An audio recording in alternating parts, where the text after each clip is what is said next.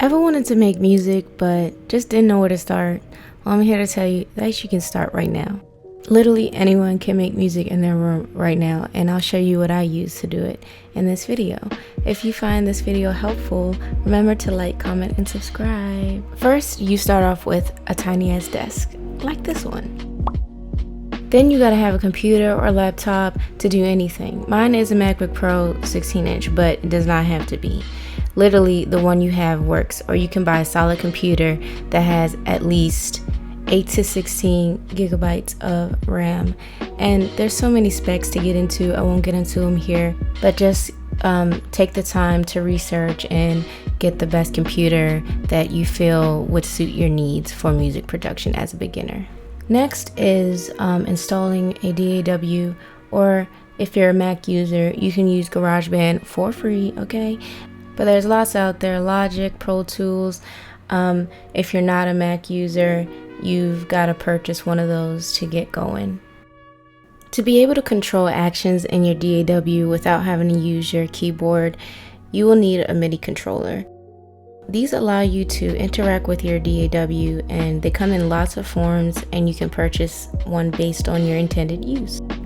To record vocals, I'd recommend getting a condenser microphone with an XLR connection. The one I use is from Audio-Technica. It's the AT2035 and I love it, but there's many out there to choose from. As an alternative to an XLR condenser microphone paired with an audio interface, you can purchase a USB condenser microphone, which is a version that just plugs and plays. You can plug it into your computer straight into the USB port and record. For playback, you're going to want to use a good pair of studio headphones. There are a lot of options out there, and although we won't get into them here, you can start with a pair of closed back headphones for tracking. Maybe later on you can purchase a pair of open back headphones, which are great if you plan on mixing your recordings.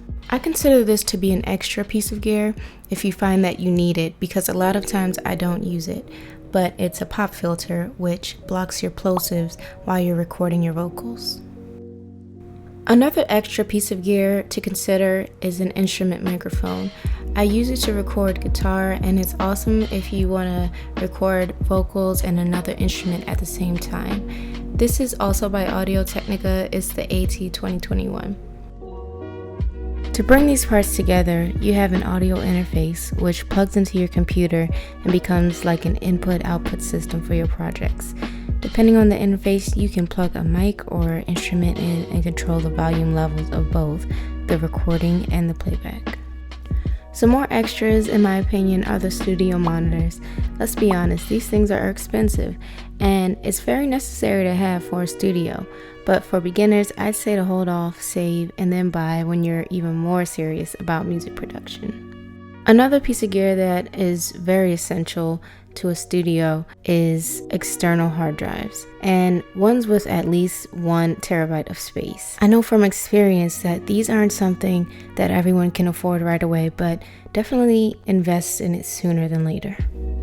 And remember, all of these things took me a long while to acquire, so use what you have on hand and what you can afford, but don't let not having a specific type of gear or item hold you back from starting your first project. I really hope that this video was helpful to all the beginners out there. Remember to like, comment, and subscribe. See ya!